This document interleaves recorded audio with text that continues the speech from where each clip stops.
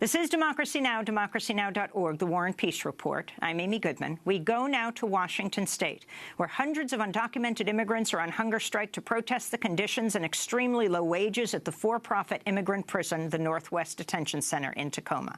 On Thursday morning, activists say women imprisoned within the prison joined the strike, which now includes more than 700 immigrants, or about half the population of the for-profit prison. Hunger strikers are demanding better food, hygiene, medical care within the prison, which is owned by the major private prison corporation GEO Group.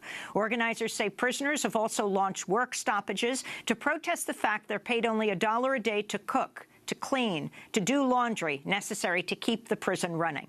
GEO Group is facing a class-action lawsuit arguing the company violates federal anti-slavery laws at its Aurora, Colorado prison, where it also pays only $1 a day. This is an audio recording of hunger striker Jonathan Rodriguez Guzman. Listen closely. My name is Jonathan Rodriguez Guzman, and I would just like to let people know that I'm doing the hunger strike, just not for me, but for everybody out there in the future. The strike began on Monday at noon, with more than 100 prisoners refusing to eat lunch. Since then, activists have been supporting the hunger strikers with an ongoing 24-hour encampment outside the Tacoma jail. The strikes come as Attorney General Jeff Sessions traveled to the U.S.-Mexico border in Nogales, Arizona this week, where he met with U.S. Customs and Border Protection agents and vowed a major crackdown, calling immigration, quote, an attack on our national security.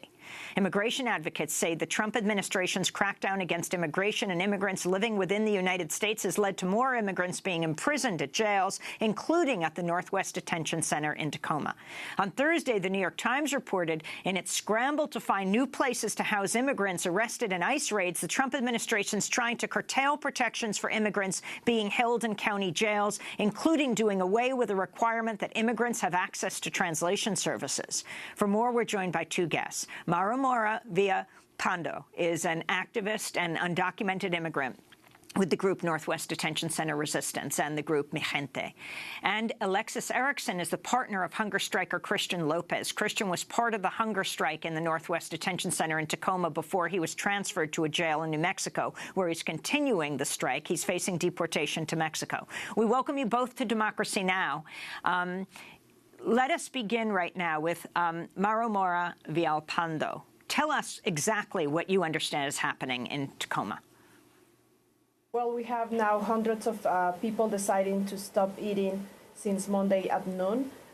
We had word from people in detention over the weekend that they were getting ready to do this hunger strike.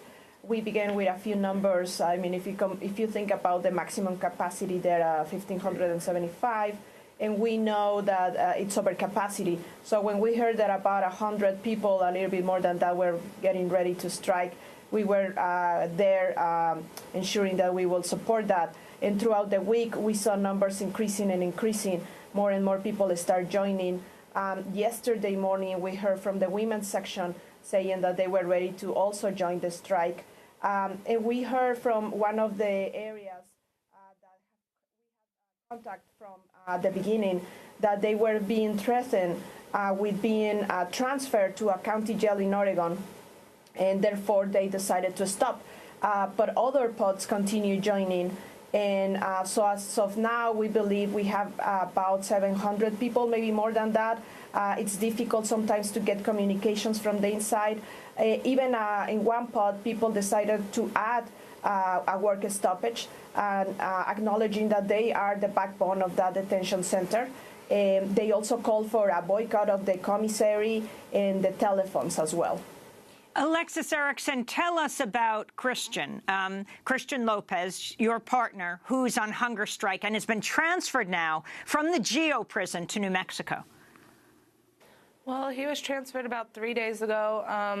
On his way over there, he was treated wrong. He asked one guard that was an ICE guard that was on the bus with him if he speaks Spanish. They were just very rude to him. because he was asking for another guy that spoke Spanish only. When they got there, they said that they lost a lot of people's property, which was not true. He ended up getting his property a couple hours later, but he had to fight just to get his bags.